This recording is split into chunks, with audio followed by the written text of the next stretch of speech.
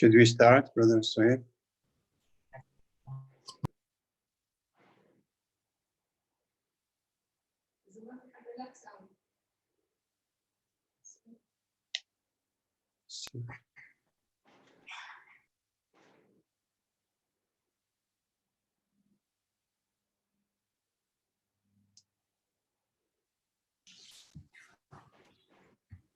Yes, inshallah. Let's get started, brother.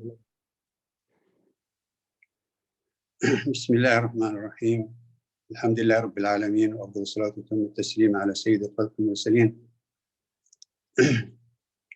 The last 10 days of Ramadan has started, and we must excel in these last 10 days of Ramadan, especially at night. Today, my Khatira is going to be about the duty toward the Quran in the last 10 days of this month, the holy month of Ramadan. What's our duty toward it, toward the Quran? I know you heard many talks about the Quran, but I want to tell you that this Quran has many names and many descriptions. One of them, Hablullah, mean the robe of Allah.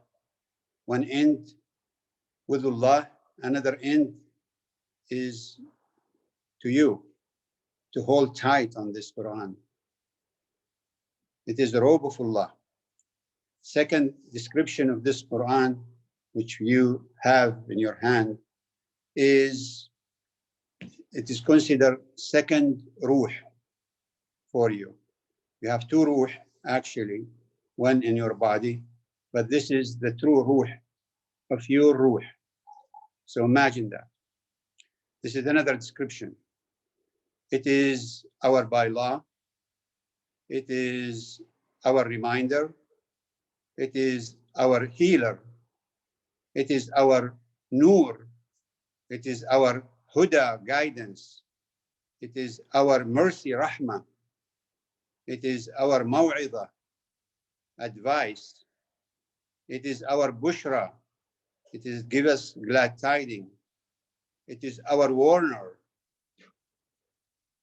It is our honor, dhikr, sharaf, honor for us to have this book of Allah subhanahu wa ta'ala. So many descriptions mentioned in the Quran. These are only few. It is the word of Allah subhanahu wa ta'ala. And it is the miracle of Allah to this earth, which will last till the last day of this earth. Miracle of Allah. Everlasting miracle. It was descended, as you know, on the night of Al-Qadr, which we must search in the last 10 days of Ramadan. It was descended on Rasulullah Sallallahu Alaihi Wasallam by Jibreel all the time. And it was descended throughout 23 years. And this Quran was, when Rasulullah Sallallahu Alaihi Wasallam died, it was in the heart of some Sahabi and also written by some Sahabi. So after Abu Bakr became Khalifa, and he was thinking about the Quran. But when Umar came to become Khalifa, during Abu Bakr time, when Umar seen some of the Sahabi they've been dying in battles. And so he came to Abu Bakr and asked him to put the Quran together. Abu Bakr, in the beginning, did not like the idea. Then after that, he liked it. And then the Quran was put together as we see it in our hand. Dear brother and sister, this Quran has also named Al-Quran, Al-Kitab, Al-Furqan, Al-Dhikr, Al-Tanzil, many names. It deserves so many names. Quran means because we read it, recite it. Kitab because it's written in a book. Al-Furqan because it distinguishes between good and bad, halal and haram. And also dhikr is reminder, and it is our honor. Allah subhanahu and Rasulullah sallallahu alaihi wasallam said in many hadith, the virtue of this Quran, لا يعذب الله قلبا حمل القرآن ووعاه وعمل به. The summary of this hadith, Allah will never hurt any heart of anybody who memorized some of the Quran or understand the Quran or recite the Quran, and he work and apply the Quran in his life. It is the best thing that bring you closer to Allah subhanahu wa ta'ala. There is nothing else on the earth will bring you closer to Allah without the Quran. There's nothing else, even salah, even anything. It will bring you, but not like the Quran. This is the word of Allah. So with those many descriptions, we should have sincerity when we read it. And we should know that when we read it, it has rewards. For each letter, we have 10 hasana. And the hasana multiplied by 10, sometimes by 70, by 700. So Alif Lam Mim is 30 hasana. It could be more than that. And this Quran will come on the day of judgment to intercede for you. Intercede for you because you read it, you understand it, you apply it in your life, you taught this Quran. So it will come to intercede for you when you need someone to help you. As many hadith of Rasulullah sallallahu alaihi wasallam said, it will testify against us or for us on the day of judgment, against us when we don't read it or understand it or teach it, or it will come to testify for us when we do the opposite of all of this, when we recite it and also understand it and teach it to the other. There is some etiquette, as you heard many times, for reading the Quran. The most important one is to have your heart present when you recite the Quran, and to reflect on it, on some of the ayat. If you don't understand it in Arabic, you can reflect on in English and see the meaning in English. And then also you can ask some people if it is very difficult ayah. It's so important to read it with sincerity and also to have wudu. No way you can read the Quran without wudu. You have to have wudu first, and then you recite the Quran. لا يمسه إلا المطهرون. And also, as Rasulullah sallallahu alaihi wasallam used to recommend, when you recite some of the ayat which has warning, and you should feel fear of Allah subhanahu wa ta'ala. Of course, when Allah talk about the hellfire or the Jannah, when you talk about Jannah, you feel comfortable, you feel good. It has glad tidings for us. When Allah subhanahu wa ta'ala talk about the hellfire, yes, we feel fear. And hope that Allah subhanahu wa ta'ala never punish us. So there is etiquette, as we said, for reciting the Quran. These are just a few of them. And the most important thing is when we do recite the Quran, there are duties. First, the duties that we should recite it in the best manner. Sometimes we may not be able to do so, but even for that, Allah subhanahu wa ta'ala will give you ajr, will give you reward.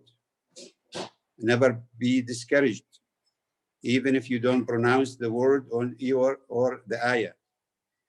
You have to keep going time after time and listening to the tape sometime, or read the Quran to somebody. And so important that we come on the day of judgment, or after we die, we are at least able to recite the word of Allah subhanahu wa ta'ala. There is no excuse whatsoever for anyone not to be able to recite the Quran, because we spend a lot of time on the internet We spend a lot of time reading books and papers, etc., and we don't spend even part of the time to know how to read the Quran. It's so important. So that's one recommendation.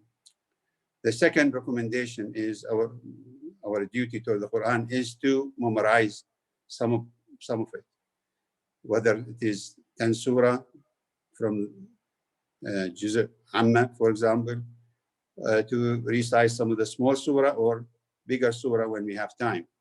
So important to memorize it. Wallahi, so many children by age of 12 and 10, they already memorize the Quran. And also, you say we missed the chance. No, we never missed the chance. There are some people are 60 and 70, they memorize the Quran. And so the age is not factor, really. This is only excuse for someone, because of the shaitan. We don't want to believe in that, subhanAllah. Don't say my age is too old to memorize it or to memorize the surah, etc.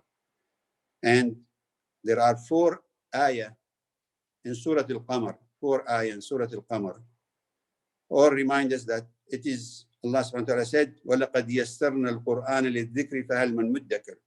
We have indeed made the Quran very easy. Allah says this. We have indeed made the Quran very easy to recite, to remember, to understand. That's what the ayah means, subhanallah. So when the person have excuse for himself and say, I cannot do it, he is going against the word of Allah subhanahu wa ta'ala. He doesn't even understand what Allah subhanahu wa ta'ala says in the Quran. If Allah says that it is easy, etc., etc., and he goes and say it is difficult, so this is not right. So first, again, recite the Quran in the best manner. Second is memorizing part of it, or as much as we can. So on the day of judgment, or after we die, we have excuse. We say, oh Allah, we tried. Here is the proof, etc. And Allah knows what we have done. And so, but just putting the Quran on the shelf or just looking at it every day and not even open it, that's we call Hajr al-Quran. This is considered neglecting the Quran. And then the Quran will testify against that person, subhanallah, because he left it without opening it or reading it or understand it, subhanallah. This is called Hajr al-Quran. Rasulullah sallallahu alaihi wasallam, there is an ayah in Surah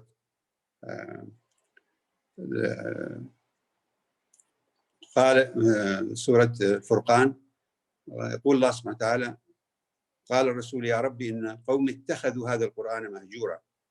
Some of my people neglect the Quran. Rasulullah sallallahu alaihi wasallam is telling Allah subhanahu wa ta'ala. And so we do not want to be among those people. Very, very important. Another thing is we have time or we don't have time. That's not really valid reason.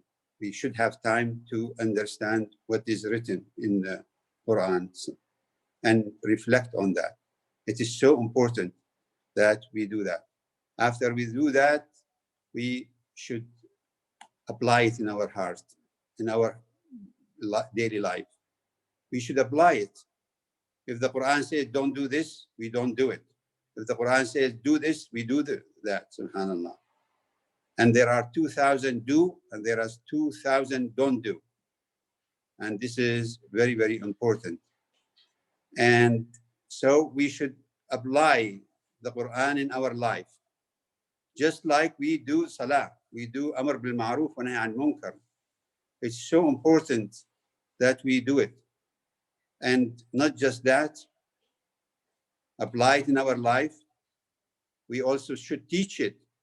When the person able to recite the Quran and to memorize it, and he feels good now, confident, as a teacher, he should teach it to the children.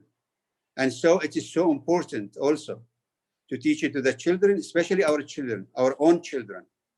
Imagine if you come on the day of judgment and your children will say, oh Lord, he did not taught us the Quran. What's your answer is going to be? It's so important that we teach it also. And so it is so important. And I want to finish by telling you a small story quickly. There was a person who was dying. He was a professor in University of Pittsburgh from Egypt. And this guy, he was about to die from cancer. And he asked to see the Imam. So sometimes they get hold of me, said, he wants to visit, he wants you to come to visit him. The family called me. So I went there and he said, can you get my family out? So I get his family out. He said, please, is there any, can Allah forgive me? I said, why are you saying this? He said, I've done every ma'siyah on the earth. And I never opened the Quran and read it. And I had Quran in my pocket. And I said, can you read some of the small surah? And he was reading it perfect. And so I said to him, I'm going to give you this Quran and you're going to start reading it. And he said, absolutely. And he was so happy. So I brought his family and I left after we talked. And then, wallahi, after 24 hours, he was dead. Imagine the ending. This man, his ending was good. At least he, in the last day that Allah subhanahu wa ta'ala guide him to ask for the Quran and to read it, etc., etc. So subhanallah, it's so important that we apply it, especially in the last 10 days of Ramadan. May Allah give us guidance. May Allah help us. May Allah make things easy for us, especially reading the Quran and memorize it and make khitmah on our own and also with other people. Jazakumullah khair. Assalamu alaikum wa rahmatullahi wa barakatuh.